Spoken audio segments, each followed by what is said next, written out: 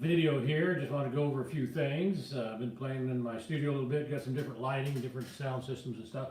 Anyway, I want to show you first a couple of clips, some of the saws that were sent in, pictures of them. They were collector saws. Then I want to go over some of that graphite dyeing system that I've worked on and developed, and I'll talk to you guys about that. Anyway, here we go.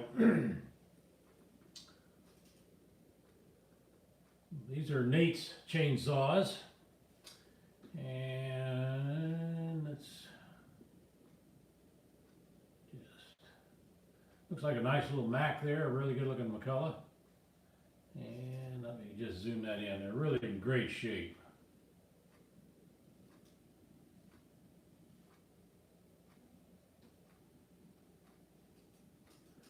And a couple of steels there.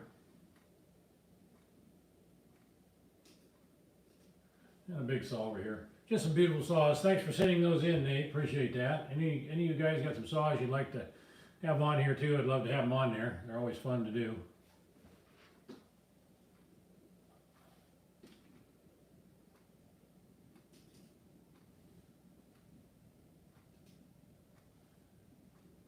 These were some really nice ones here.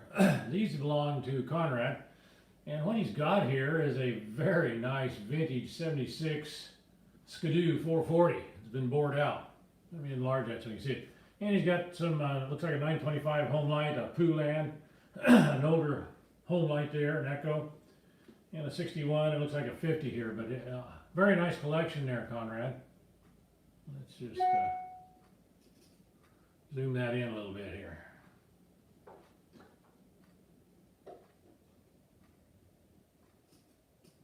Isn't that a nice looking Skidoo? Skidoo. Not too familiar around here. Nobody in this area runs it. We don't get that much snow till you get in the mountains. I did take some to Diamond Lake one time. It's kind of a resort away from here, about an hour or so, and the elevation's 5,000 feet. And we get a lot of snow up there. Took one up there one time, had a lot of fun with it. Actually, the lake froze over. It's a big lake. The lake froze over, and your snow's about 2 feet on it. Ice fished on it, and then we also went running the snow machines across it. A lot of fun. Thanks, Conrad, for that. Appreciate it. And let's see here.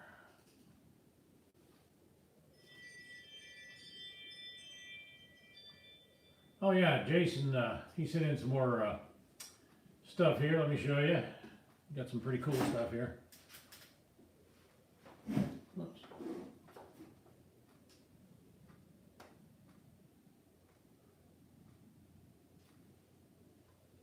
Got to show you this one here. I really like this, the 360 home light.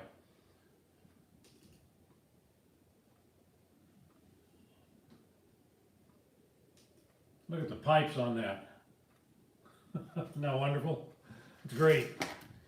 Got two, looks like 3/4 inch pipes coming right off there.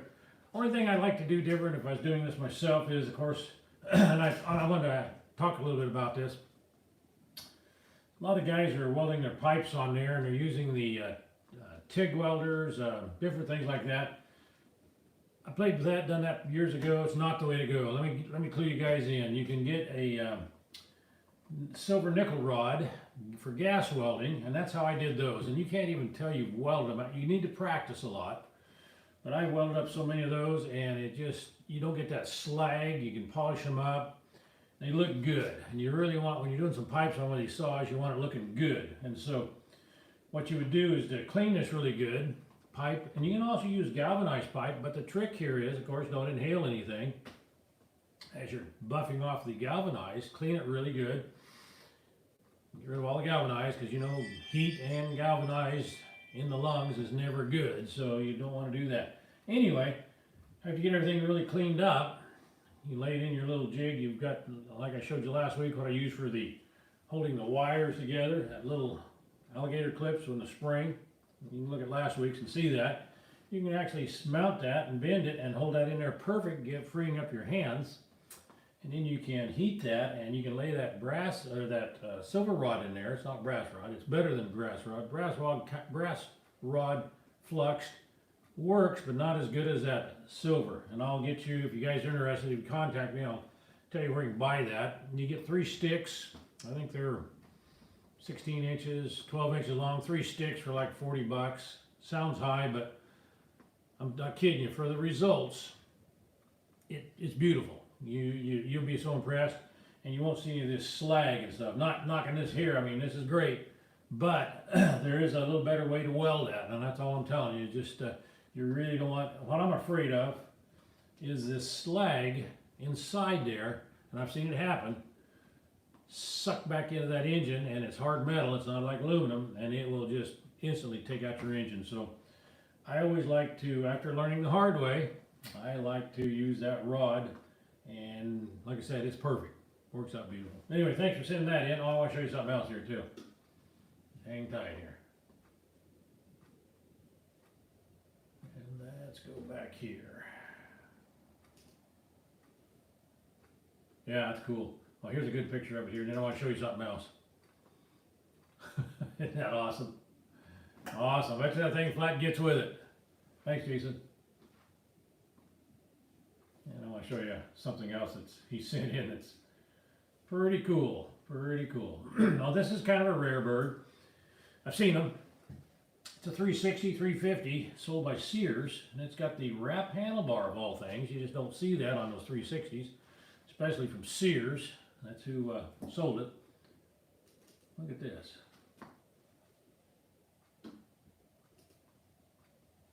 Look at that wrap handlebar. And they got the solid state. Of course, you got your easy to identify fuel oil reservoir. But that was a wrap handlebar. We did sell a few of those on the West Coast. These saws were just a little underpowered. We didn't sell them under Sears. We actually sold, I was a home light dealer, and they were a little underpowered for, no, this is the bigger saw, excuse me. This has got the oiler on it. So this is the 450 or the 550, so that's the bigger model. And of course those handlebars, you could get those for the 550 and the 450 and stuff. But anyway, a little underpowered out here. The guys prefer a little bigger saw used on landing, but anyway, I'm glad I spotted that. But that's, they would sell their saws to Sears, whoever, Montgomery Wards, and then they would sell them and move the saws. Thanks for sending those in. Oh, I want to show you one more thing though.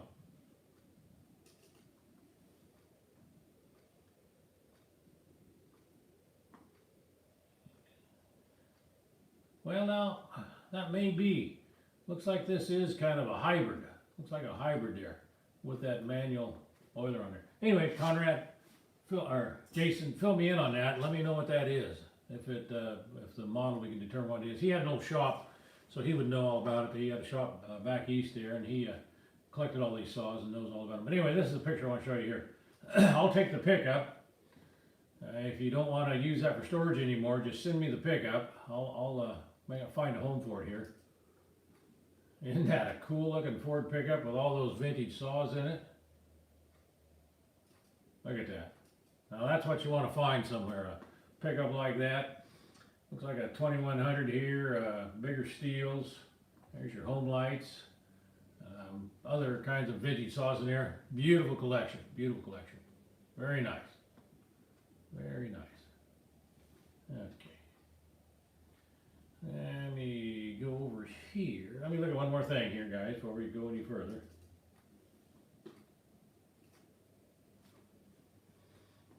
Oh, okay. Just a minute here.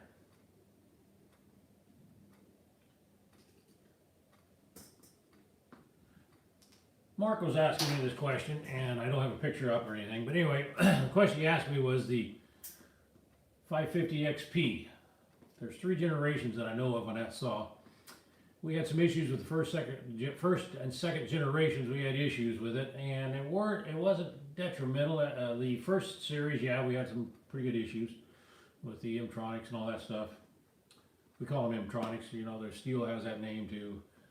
But anyway, had some issues with that. They recalibrated by changing the coil and the carburetor with the control modules on it and everything, changing everything out, changing the wiring, changed a lot of stuff.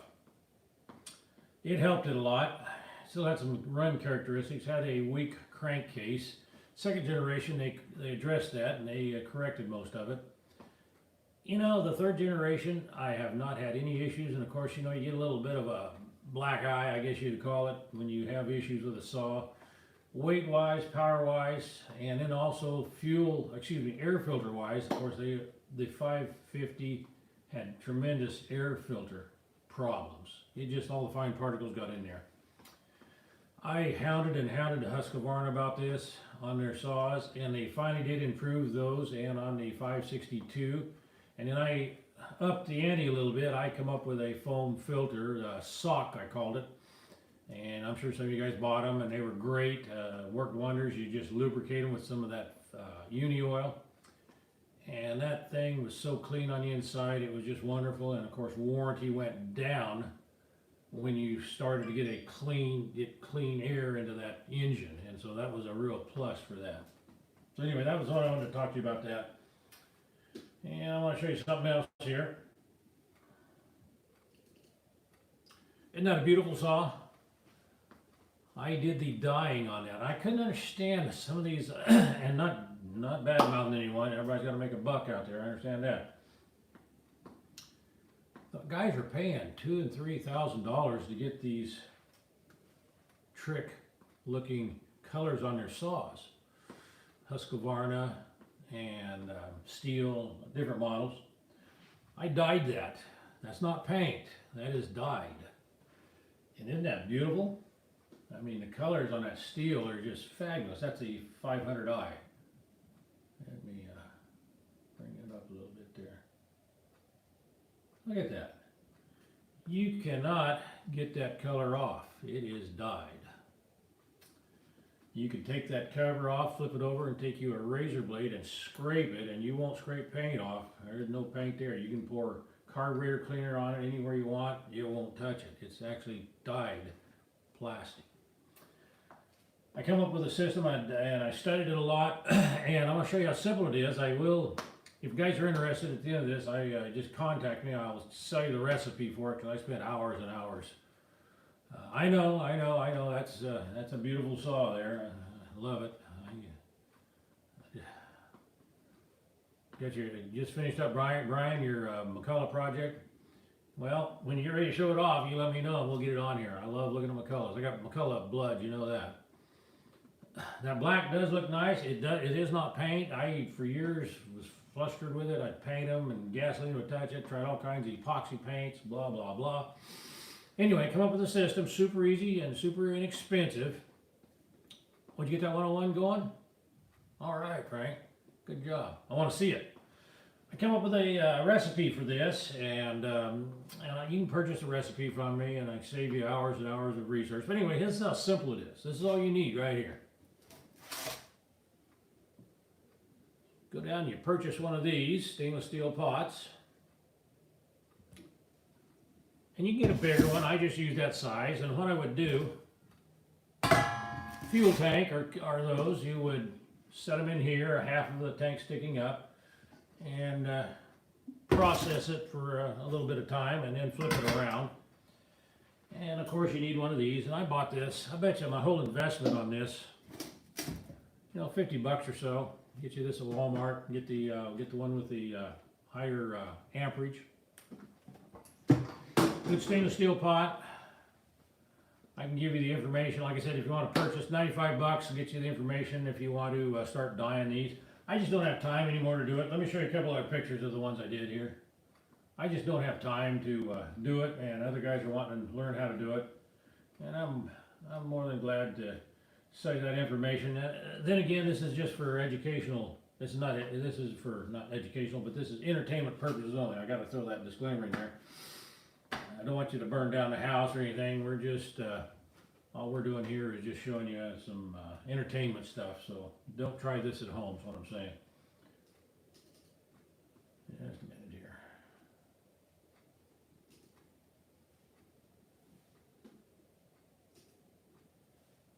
Here's that saw out in the sun, just a beautiful. Let me see if I can get this one to work. Isn't that beautiful?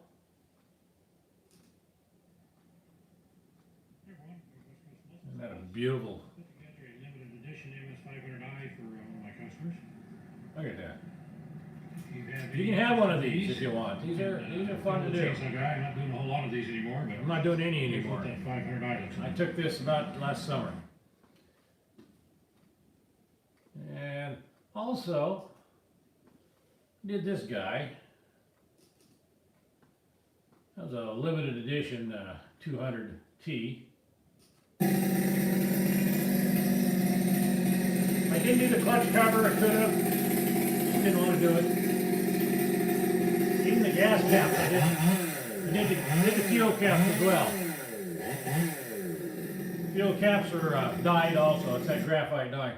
And that's an old saw, you know. You can see some scratches and stuff still on the housings and whatnot. That saw is probably 25 years old or something like that. But anyway, like I said, if you got some interest in that, more than happy to sell you that information, save you some headache, and well, you can be up and running, and you know, make you some, just charge a decent price and make you some bucks on it. It's fun to do. Nothing wrong with that. And I think that's going to wind it down. Today was just kind of a throwback on some of the different things we've talked about. And we'll see if we can't maybe do one next weekend. Don't know. We just have to wait and see. All right, guys. See if I can X out of here. It's a little bit of a challenge for me. Oh, just a minute here. You got some questions there? See you out there, Frank. How you doing?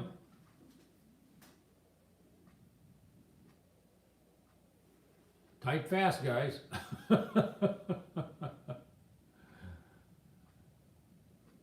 Happy holidays to you also as well. And you guys got anything planned? You bet, Frank. You have a good one too, buddy. And you guys got anything big plans coming up for the Christmas holidays? See you later, BR.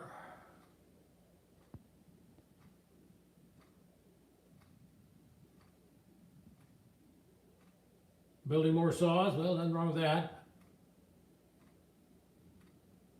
I've worked on the solos before. Yeah, I've done some work on the solo chainsaws. We actually sold some. Like I said, those saws were hard to catch on in the West Coast. Everybody was after, back in the day, there was after the big saws, big spikes, wrap handlebars. And a lot of the manufacturers didn't hit all the bases that they should. They got the big... tell you about that value you saw here in a minute. Everybody wanted the big saws, big spikes, and everything. Gentleman's got that 56 steel, you know, running good condition. I've seen them go for $700-800. Depends on the condition. Downfall, of course, is always the ignition on them. You never realize that. Those ignitions are very poor quality.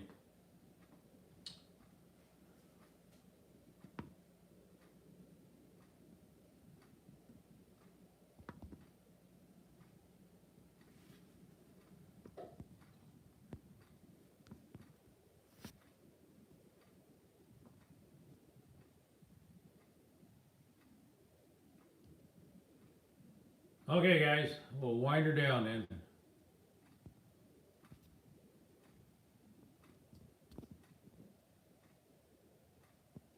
Just a minute here. It's got the SEM coil and it works good. If you got the SEM coil and it's working good, that's a plus. That, like I said, those ignitions, a lot of guys don't realize you've got to change the complete set. You've got to go with the flywheel magnets and the module. You can't switch them. We've tried that over the years and it didn't work. Runs perfect. You go sell it, are you? Shindawa. Then again, I was a dealer, sold some of those.